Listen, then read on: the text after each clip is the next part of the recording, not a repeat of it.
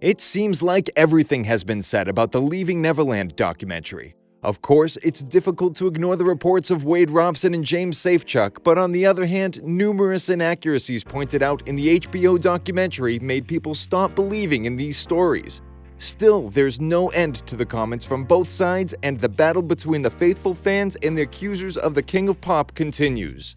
What makes Michael Jackson's supporters so confident in the innocence of their idol? Stay with Curiosips to get to know what they have up their sleeve. In our previous videos, we have talked about the many inconsistencies in the documentary. So far, the issues haven't been commented on by the creator of the film. However, recently there has been some information which the director of the documentary couldn't ignore. James Safechuck revealed that he was close to the musician from 1988 to 1992, and that intimacy took place, among others, at the train station on the Neverland Ranch.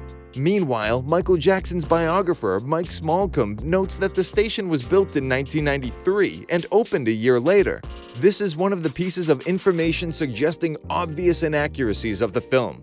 The director, Dan Reed, admitted, "Yeah, there seems to be no doubt about the station date. The date they have wrong is the end of the abuse."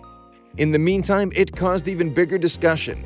People accused the creators of lying and manipulation. Fans believe it to be proof of the lies about the legendary musician and another evidence of his innocence. In connection to such reports, there were rumors that HBO intends to remove Leaving Neverland from its website. It would be something that the musician's defenders would like, but for HBO, it'd simply be a waste of money. According to the channel's representative Quentin Schaffer, the film will be available on HBO until April 16th, and then it will be on the HBO Now and HBO Go platforms. What's more, according to the spokesman of the channel, the documentary is the second most watched on HBO in the past 10 years, with 7.5 million viewers for part 1. Can you imagine how much profit it is? Meanwhile, Oprah Winfrey removed her tweets and YouTube videos with her comments about the documentary.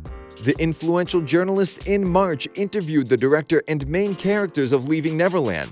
She claimed that the film opened her eyes to the truth about the artist she had known for many years.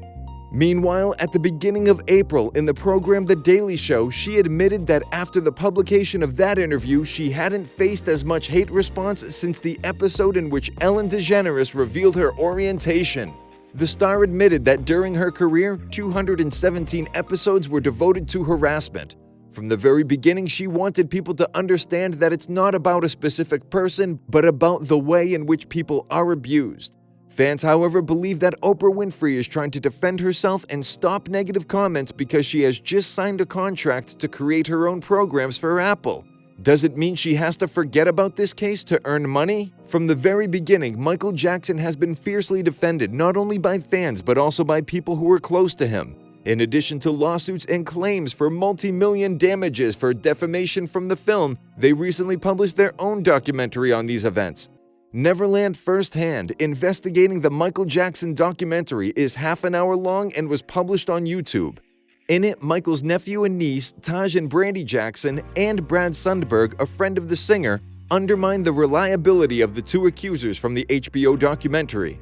They recall that they both defended the singer earlier and say that now Wade Robson and James Safechuck are simply trying to make money using these accusations.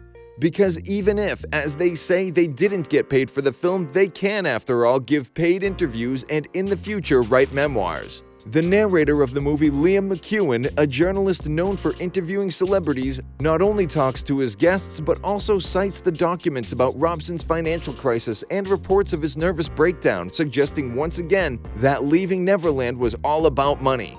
What's interesting is that after the publication of the controversial documentary, the sales of Jackson's records increased, and thus the profits of his heirs.